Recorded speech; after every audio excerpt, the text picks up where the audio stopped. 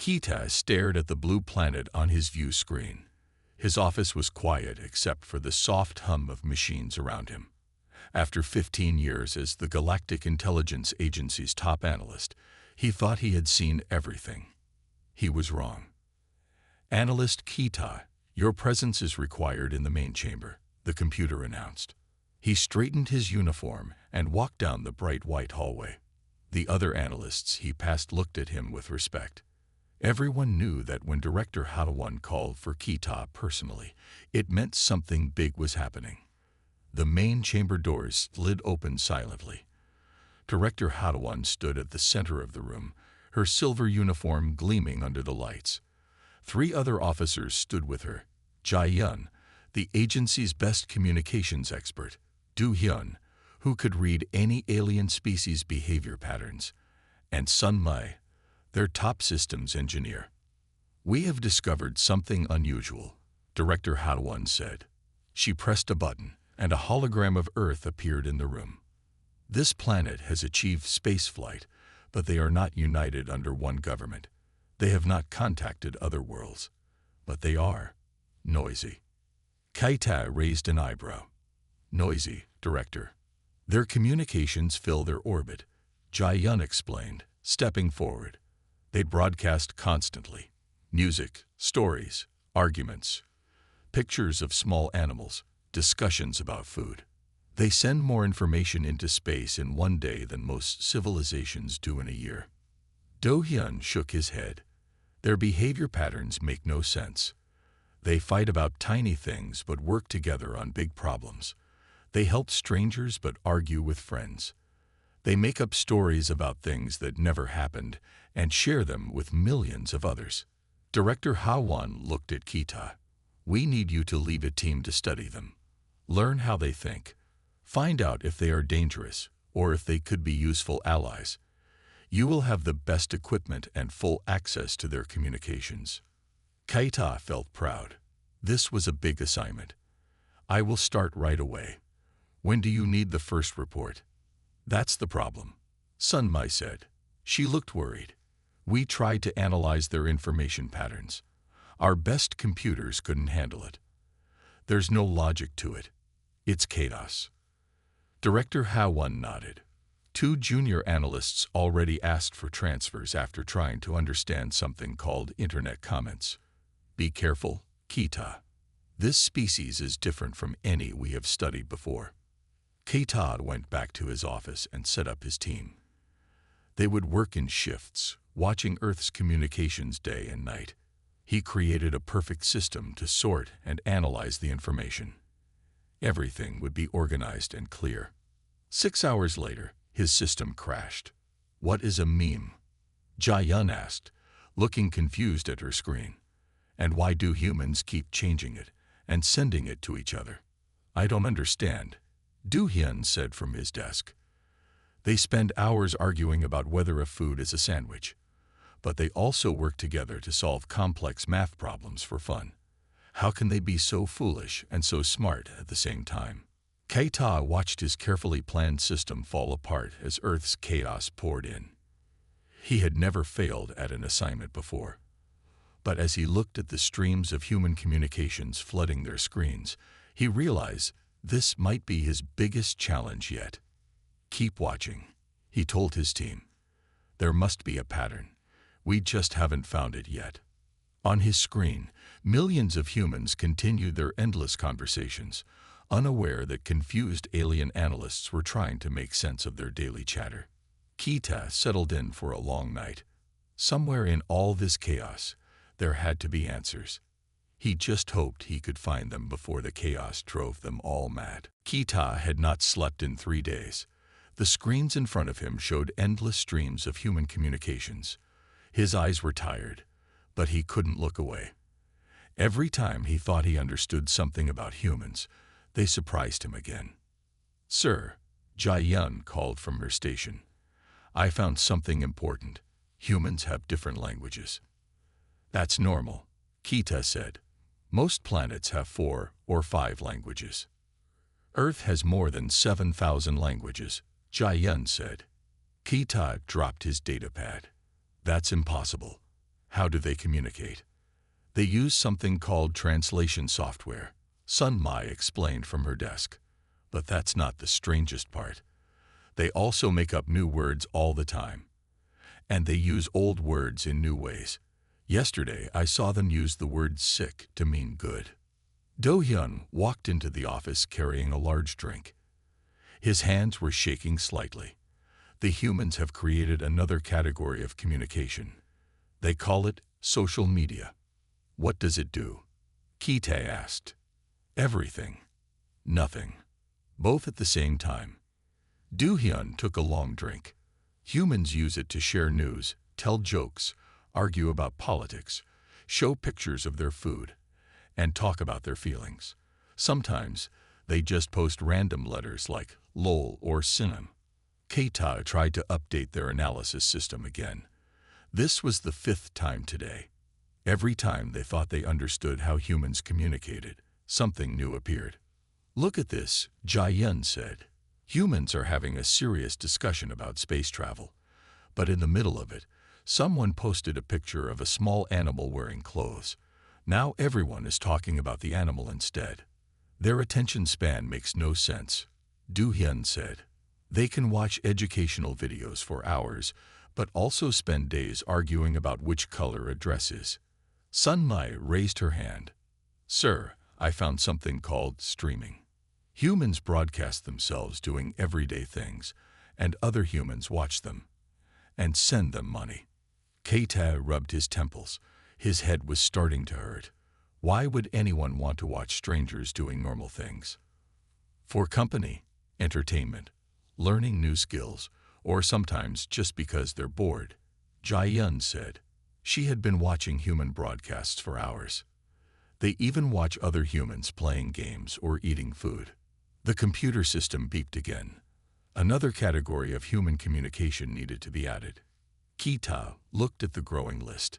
Emails, text messages, voice calls, video calls, social media posts, blogs, vlogs, podcasts, live streams, forums, comment sections, and something called reaction videos. Director Ha-won wants our first report tomorrow. Keita reminded his team. What should we tell her? The truth, Do-hyun said. Humans don't follow any normal communication patterns.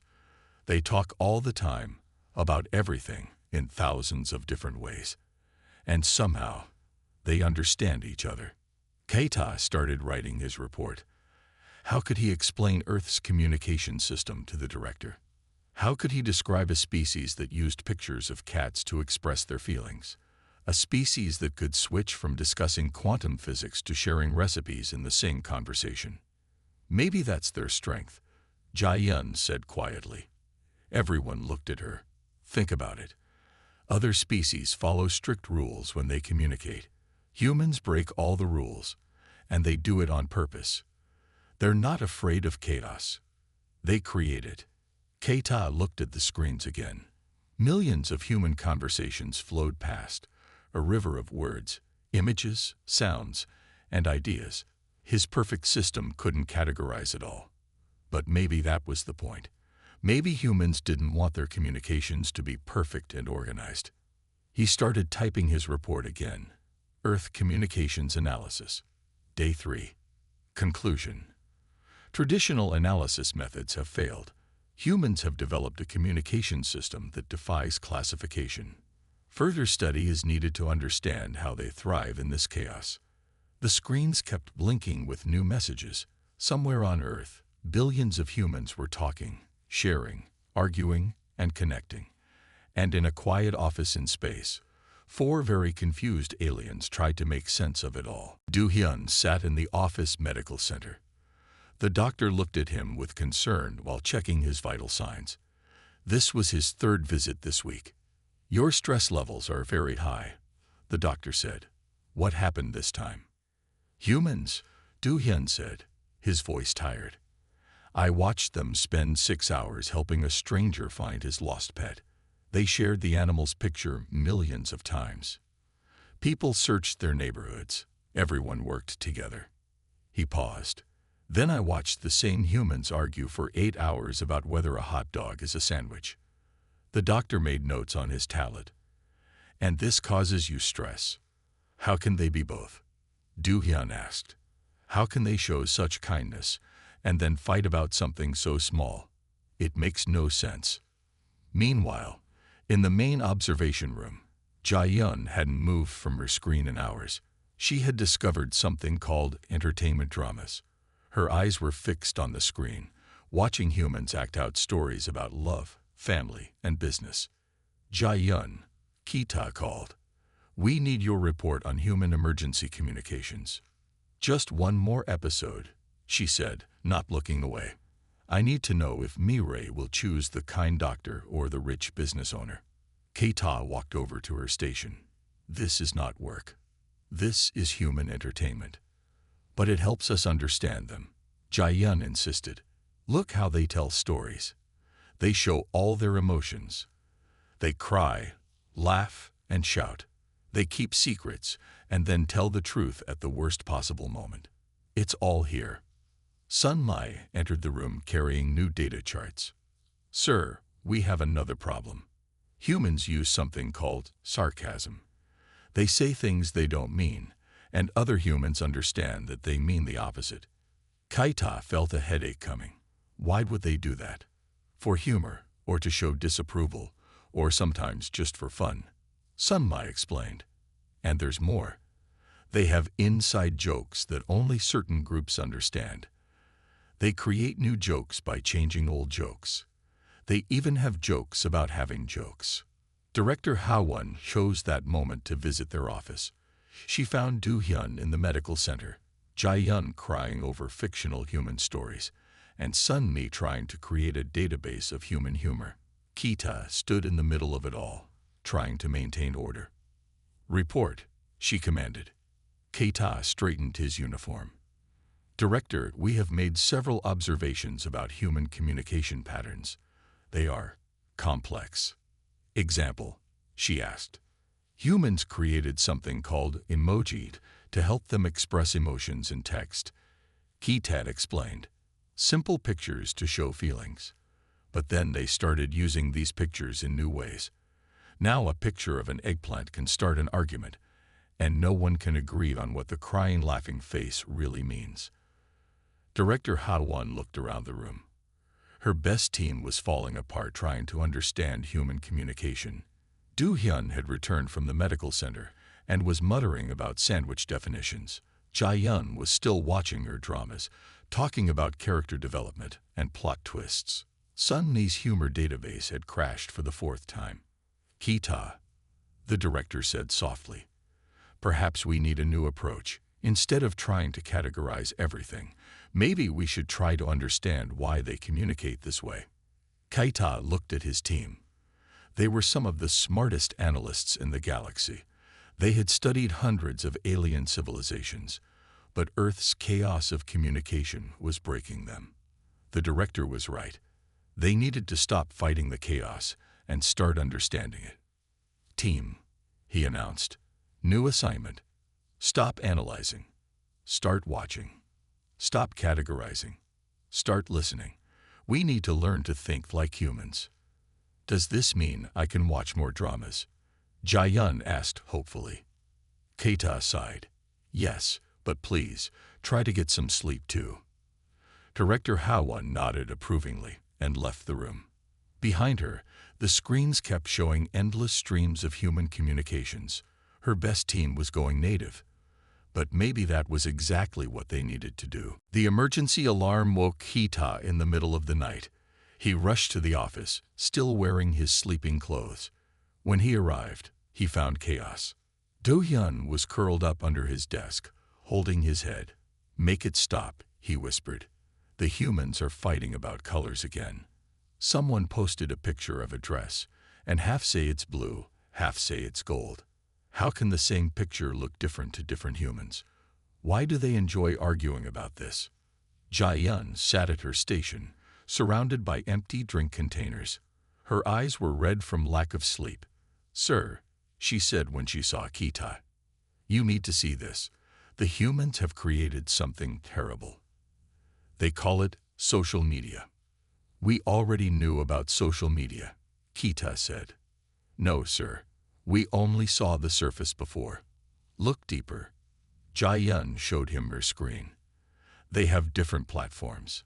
Each one has its own rules, its own language, its own culture. Twitter has character limits, so humans invented new ways to write short messages. Instagram is for pictures, but the pictures aren't always real. Facebook connects families, but also spreads false information. Sunmei walked in, looking worried. Sir, our main computer is failing. The humans created something called cryptocurrency. The computer tried to understand it, and well, look. She pointed to the smoking remains of their best analysis machine. Kaita needed to report to Director Hawan in 1 hour. His team was falling apart. Their equipment was breaking down, and humans kept creating new ways to communicate faster than the aliens could study them. Show me everything, he said, sitting at his desk. For the next hour, Kita watched in horror as his team showed him what they had discovered. Humans had entire conversations using only pictures called memes. They formed communities around shared interests, then split those communities over tiny disagreements. They created fake stories for fun, and everyone pretended they were real. And then there's Reddit, Doogyun said, still under his desk. Each group has its own rules. They give fake points that mean nothing but everyone wants them. They have inside jokes that only make sense if you've seen every other joke before it. The worst part is the comments, Sunmai added. Humans will write long, thoughtful responses to questions, but then they also write silly jokes, and both get treated as equally important. Keita tried to write his report to Director Hawan. How could he explain what they had found? How could he describe a species that spent equal energy discussing space exploration and arguing about fictional characters' relationships? The office door opened. Director Hawan walked in and looked around. She saw the broken computer, the analyst hiding under his desk, and the others showing clear signs of information overload. Director, Kita started. I can explain. She held up her hand to stop him. No need. The other observation teams are having similar problems. The humans' communication methods are overwhelming. What should we do? Kita asked. Perhaps, Director Hawan said thoughtfully, we have been looking at this wrong. We see their communication style as chaotic because we expect order. But what if the chaos itself is the order? Everyone in the room stopped and looked at her. Even Doogyun came out from under his desk. Keep watching, she commanded, but stop trying to make their methods fit our understanding. Instead, try to understand why their methods work for them. As she left, Kita looked at his exhausted team. The director was right. They needed to change their approach. But first, they all needed sleep. And maybe some of those cat videos humans seemed to find so relaxing. Jia sat alone in the observation room during the night shift. The other analysts had gone to rest after their recent breakdown. The screens around her showed the usual flood of human communications, but one particular video caught her attention. On the screen, a small earth animal called a cat was trying to jump from one table to another. It missed and fell in a graceful way that made Jia smile. The cat landed safely and immediately acted as if nothing had happened. Under the video, millions of humans had written supportive messages and shared similar stories about their own pets. Without thinking, Jia reached for her console. Her fingers moved before her tired mind could stop them. She typed, "How elegant," and pressed send. The moment she realized what she had done, her heart stopped. She had just broken the most important rule of observation: never interact with the subject species. Her message, sent from their cloaked observation platform, was now visible on a human website. No, no, no, she whispered, trying to delete the message. But it was too late. The human internet had already recorded it. Jia's hands shook as she contacted Kita. Kita arrived at the office still wearing his sleek clothes. When Jia explained what happened, he stood very still, processing the information. "Show me the message," he finally said.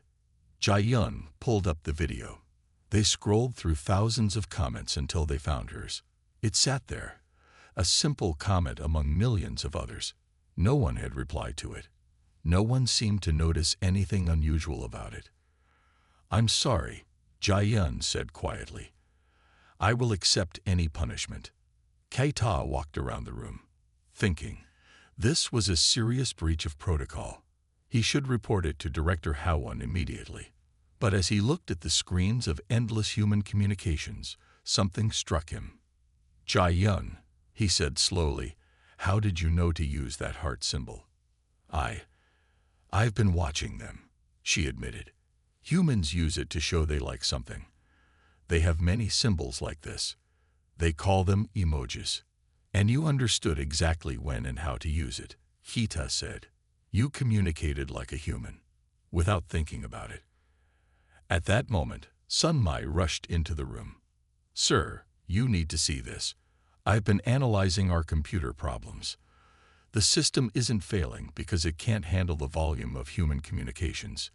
It's failing because it can't understand the context." "What do you mean?" Keita asked. "Look at Jai-yun's comment," Sunmai explained. "A human would understand immediately that it's a positive response to a funny video. But our computers try to analyze every possible meaning of elegant and every cultural use of the heart symbol. They can't process it because they don't understand how humans instinctively know which meaning to use." Do-hyun arrived next, looking more centered than he had in days. "Sir, I've had a thought. Maybe we're not going mad. Maybe we're starting to think like humans." Keita looked at his team. They had spent weeks studying human communications. Now they were starting to understand them in ways their advanced technology couldn't. Jai-yun's protocol breach wasn't just a mistake. It was proof that they were learning. "Don't send any more messages," he told Jai-yun. "But save that comment. I think we've just made an important discovery about how humans communicate. Now we need to understand why their method works so well." The screens continued their endless display of human messages. Somewhere in that flood of information, a single alien comment sat unnoticed, blending perfectly with the human conversations around it. Do-hyun sat in front of his screen, but this time he wasn't hiding under his desk or showing signs of stress. Instead, he was smiling. After weeks of trying to categorize human behavior, he had finally understood something important. "Sir," he called to Keita, "I need to show you something about human communication patterns." Keita walked over to Do-hyun's station. The screen showed hundreds of different conversations happening at once. In the past, this would have overwhelmed them. Now, Do-hyun looked at it with clear understanding. "Look at this conversation," Do-hyun said, pointing to one thread. "These humans are discussing a serious scientific theory, but they're using jokes to explain it. And everyone understands both the science and the jokes." Sun-mi joined them, carrying her latest data analysis. "He's right. Humans don't separate their communication types like we do. They mix everything together. Science and humor. Facts and emotions. Questions and stories. That's not chaos," Do-hyun said excitedly. "That's adaptation. They can switch between different ways of thinking without getting confused. They're not illogical. They're flexible." Jai-yun looked up from her station. After her accidental comment on the cat video, she had been studying human reactions more carefully. "They don't just accept chaos," she added. "They use it to learn and grow." Keita listened as his team shared their discoveries. Each of them had found a different piece of the puzzle. Together, they were seeing the bigger picture. "Show me examples," he said. For the next hour, his team showed him what they had learned. They watched humans use humor to deal with serious problems. They saw people share personal stories to explain complex ideas. They observed how humans created new words and symbols when old ones weren't enough. "Look at this," Sun-mi said, showing a conversation about space exploration. Someone asked a difficult question about rocket science. The answers came from a rocket scientist, a student, someone's grandmother, and a person who makes jokes for a living. and all their answers helped people understand. They don't care where knowledge comes from, Do-hyun realized. They care about what works. If a funny story helps people understand rocket science, they use the funny story. Keita thought about everything they had seen. Their original mission was to analyze human communications to determine if Earth was a threat or a potential ally. Now he understood that they had been asking the wrong question. Humans aren't just surviving in chaos, he said slowly. They're thriving in it. While other species try to make everything orderly and logical, humans have learned to take chaos and make it useful. Should we tell Director Howon? Jae-yun asked. Keita nodded. Yes, but first, we need to organize our findings in a way she'll understand. He paused, then smiled. Maybe we should use some human methods to explain it. The team spent the rest of the day preparing their report. They included data and analysis, but also stories and examples. They showed how human communication styles, which had seemed so confusing at first, were actually signs of remarkable adaptability. The humans have a saying, Do-hyun said, as they finished the report. Order and chaos. We thought their communication was random, but it's not. It's a different kind of order, one that's alive and always changing. Keita looked at his team with pride. They had started this mission thinking they would study humans. Instead, they had learned a whole new way of thinking. Tomorrow, they would share their discovery with Director Howon. But tonight, they all agreed to watch cat videos together, finally understanding why humans found them so entertaining. The main chamber of the Galactic Council was silent as Keita stood at the center. All 12 council members watched him from their high seats. Director Howon sat in the front row, her face showing no emotion. Keita had spent hours preparing for this moment. His team waited outside, ready to help if needed. He took a deep breath and began. Honored council members, he said, our mission was to study Earth's communications and determine if humans were a threat or a potential ally. After extensive research, we have discovered something unexpected. He pressed a button, and a room filled with holograms showing different human conversations. News reports appeared next to social media posts. Scientific discussions floated beside entertainment videos. At first, we thought humans were primitive because their communications seemed chaotic. Keita continued. We were wrong. Humans have developed something remarkable. Adaptive intelligence. One council member leaned forward. Explain this term. While we try to organize everything into clear categories, humans mix different types of thinking together, Keita explained. They can use humor to explain science. They use stories to solve problems. They create new words when old ones aren't enough. He showed them Jae-yun's accidental comment on the cat video. One of our analysts accidentally posted this message. No human noticed it was written by an alien. Why? Because she had learned to communicate exactly like them. The council members whispered among themselves. Director Howon's expression remained neutral, but Keita saw interest in her eyes. Look at how humans handle new information, Keita said. He showed them a conversation about space exploration. When they face something new, they don't just use facts. They share personal experiences. They make jokes to help others understand. They draw pictures. They tell stories. Another council member spoke. This seems inefficient. That's what we thought too, Keita admitted. But their method works better than ours in many ways. When humans face a problem, they don't just look for the most logical solution. They try everything. They're not afraid to fail. They learn from their mistakes, and they share what they learn with others. He showed them more examples. Humans working together to help strangers, using simple pictures to express complex emotions, creating new ways to communicate when old ways weren't enough. Most importantly, Keita said, humans aren't just surviving in a chaotic universe. They're thriving in it. They turned chaos into a tool for growth and understanding. The council chamber was quiet again. The members looked at each other, processing this information. Finally, The head council member spoke. "What is your recommendation, Analyst Kita?" Kita stood straight and spoke clearly. Earth should not be approached with our traditional methods. Humans are neither a simple threat nor a simple ally. They are something new, a species that has mastered chaos itself. How should we proceed? Director Hawan asked, speaking for the first time. "We need to learn from them," Kita said. "Their way of thinking could help us handle problems we haven't solved with logic alone. But we must be careful. Their methods might seem strange or even dangerous to our people." The council members began a heated discussion. Some wanted to make contact immediately. Others wanted to stay away from Earth completely. A few suggested continuing to watch and learn. Kaita waited patiently.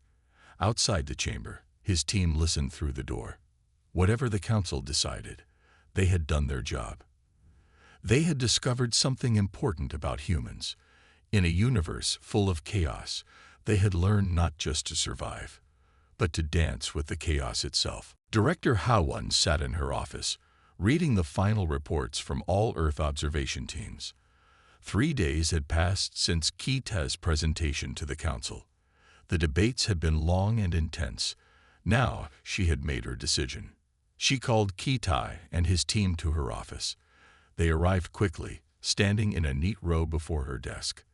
They looked different now, more confident, more relaxed. Even Do-hyun wasn't hiding under furniture anymore. "The council has reached a decision," Director Hawan said. "Based on your recommendations, we will not approach Earth through traditional diplomatic channels." The team members looked at each other, worried. Had they failed in their mission?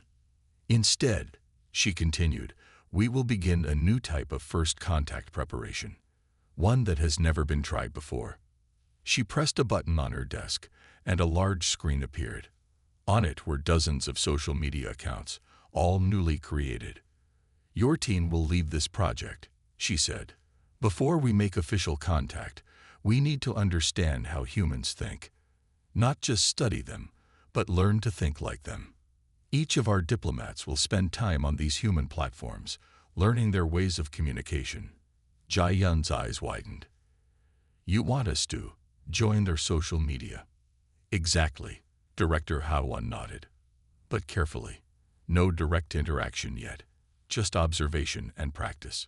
We need to understand their memes before we can talk to them." Sunmei looked at the screen with interest. "Which platforms should we start with?" "All of them," the director replied. "We need to understand how humans act in different online spaces, how they change their communication style depending on where they are, how they build communities." Do-hyun stepped forward. "Director, may I make a suggestion?" She nodded.